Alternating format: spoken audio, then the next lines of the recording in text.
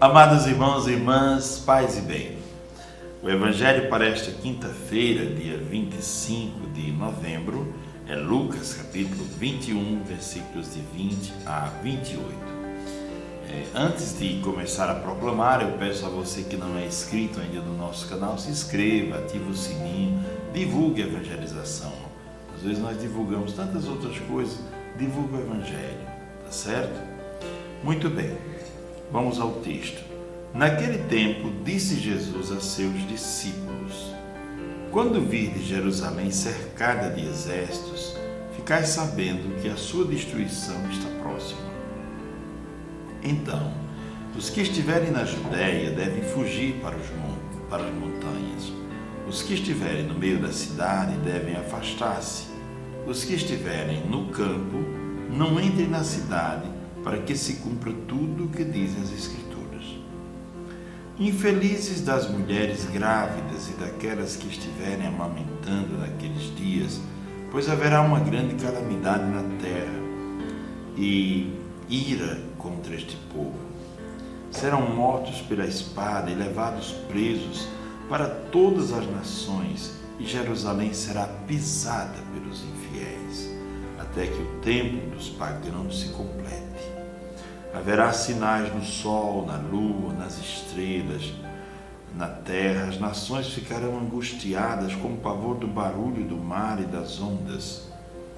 Os homens vão desmaiar de medo, só em pensar no que vai acontecer ao mundo, porque as forças do céu serão abaladas. Então eles verão o Filho do Homem vindo numa nuvem com grande poder e glória. Quando essas coisas começarem a acontecer, levantai-vos e erguei a cabeça, porque a vossa libertação está próxima. Palavra da salvação, glória a vós, Senhor. Meus irmãos e minhas irmãs, o texto de hoje fala sobre as últimas coisas. Jesus está falando para os discípulos sobre um evento que eles não esperavam que acontecesse: a destruição de Jerusalém. Porque Jerusalém era considerada a cidade santa, era considerada como que o centro do universo, porque ali, no templo, habitava o próprio Deus. Então, Jerusalém seria indestrutível e o templo também indestrutível. Quando a gente visita as muralhas daquele templo, eu fui lá visitar, a gente vê naquilo que restou do templo a profundidade dos alicerces, quer dizer, ali foi feito para não ser destruído mesmo, foi feito para durar a vida. Mas acontece que veio a guerra, e veio a revolução e foi destruída a cidade, com o templo também. Então Jesus prevê o fim de um tempo, o tempo em que o templo estava no centro de tudo. O templo será destruído. E Jesus prevê coisas muito fortes que irão acontecer. Ele diz: olha, infeliz das mulheres grávidas e daquelas que estiverem amamentando, porque vai haver uma grande calamidade e uma ira grande contra todo esse povo, e muita gente será morta pela espada, e outros que não forem mortos serão levados como prisioneiros. Então será um tempo de angústia. Aquilo que Jesus fala sobre Jerusalém, no primeiro ponto da nossa conversa, ele fala sobre a vida de um modo geral. Todos nós passamos por esses momentos de angústia, em que coisas que nos são muito preciosas são tiradas de nós.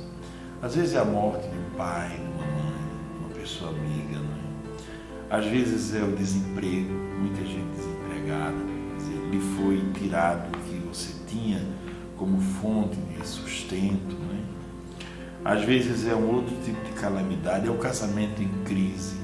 Esses dias há tantos casamentos em crise e assim por diante. Então Jesus diz: até que o tempo dos pagãos se completa, certo? Está falando do final de Jerusalém, mas isso serve para nós falarmos sobre nós também. Você se colocar no lugar de Jerusalém, que haverá um tempo em que seremos provados. Todos nós passamos por esses momentos difíceis. estava esses dias conversando com minha mãe e a gente vendo a evolução espiritual, né? Quando morreu meu irmão mais novo, meu irmão mais velho, digo melhor, como ela se comportou no velório.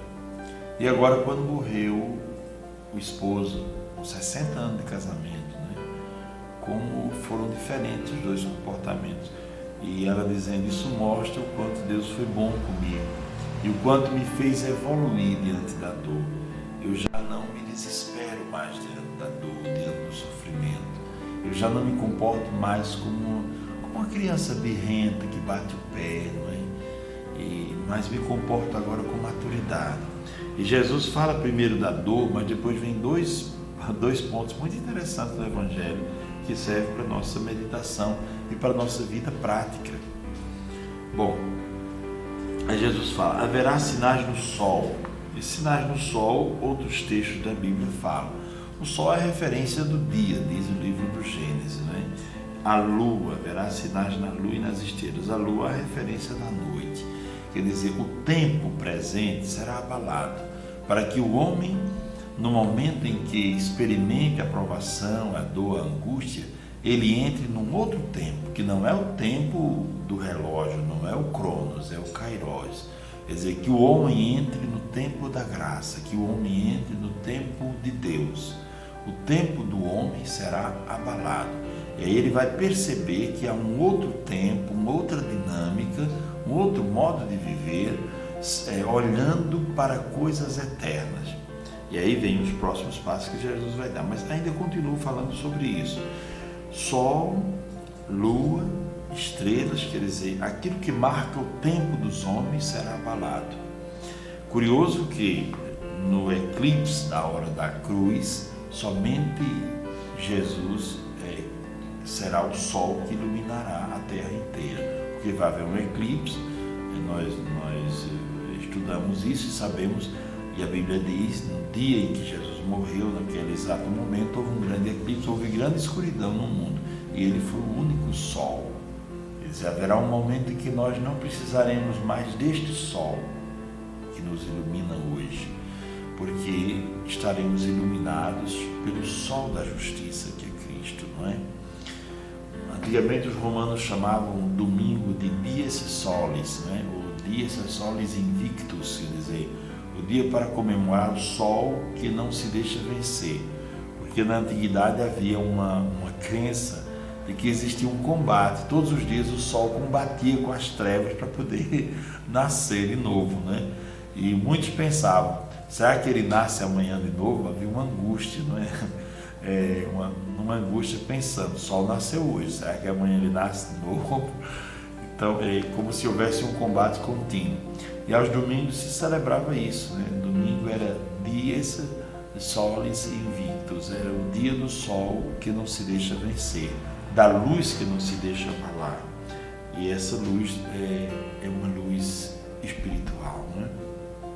Pois bem, as nações ficarão angustiadas com o pavor do barulho do mar, quer dizer, todas as estruturas serão abaladas, os homens vão desmaiar de medo. É porque na antiguidade havia também contos sobre o final do mundo, né? Diziam que as pedras iam explodir, pipocar, ter toda uma digamos assim, toda uma construção em torno dessas coisas últimas, não é? As forças do céu serão abaladas, tá certo, esse é o primeiro ponto. Há momentos em que nos sentimos abalados, há momentos em que nos sentimos fragilizados, há momentos em que nos sentimos até como que meio derrotados, mas não é o fim. O que Jesus diz? Agora vem a segunda parte. Então eles verão o Filho do Homem vindo numa nuvem com grande poder e glória. Quer dizer, todas essas coisas vão acontecer, mas elas não são o fim. A tragédia, a dor, essas coisas não são o fim. Não tenhamos medo da realidade quando ela é dura. Não criemos ilusões nem fantasias. Enfrentemos a realidade, abracemos a realidade. Eu costumo dizer sempre que a dor e o sofrimento nunca andam sozinhas. Dois sofrimentos sempre andam de mãos dadas com a sabedoria. Quando você rejeita e não abraça e não acolhe aquele momento de angústia que você está passando, você deixa de acolher também uma oportunidade de crescer. Todas as pessoas dizem isso, também os grandes empresários, pessoas, questão de matrimônio, por exemplo.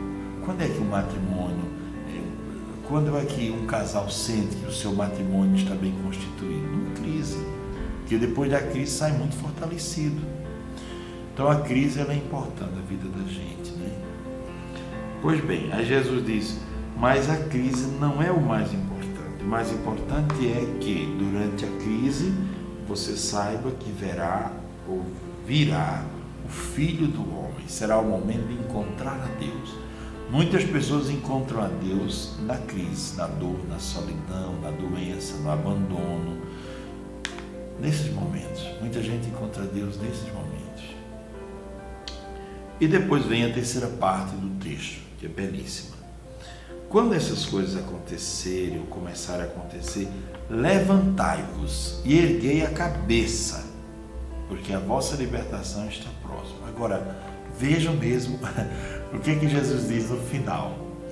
Então ele apresenta um conjunto de coisas que vão acontecer e ele coloca no meio a presença dele, no centro, né? Virá o Filho do Homem, e no final ele diz, erguei a cabeça. Mas como levantar-se, como erguer a cabeça diante de tanto sofrimento, diante de tanta dor? Por que erguer a cabeça? Erguer a cabeça, olhar para cima para ver além da dor, para ver além da ferida. Olhar para cima para ver aquilo que está escondido por trás da dor, por trás da ferida. O que a dor me comunica? O que a ferida me comunica? O que esse momento pode favorecer para o meu crescimento? Levantar a cabeça quando algo está muito difícil. Não ficar de cabeça baixa. Quando alguma coisa difícil estiver acontecendo, não se tranque no quarto, não. Talvez você precise de um dia ou dois ali para descansar a mente e o coração, porque talvez a pancada tenha sido muito forte. Mas depois levante, erga a cabeça, porque a vossa libertação está próxima. Não se renda à dor, não se entregue ao sofrimento, né? Esses dias eu tenho notado que há muitas músicas novas falando sobre dor, sobre sofrimento. Isso retrata um pouco a realidade da nossa sociedade, que depois dessa pandemia saiu muito fragilizada. Nós temos uma sociedade que boa parte saiu fragilizada, angustiada, ansiosa depois dessa pandemia. Muita gente que não tomava remédio para dormir, o remédio antidepressivo começou a tomar.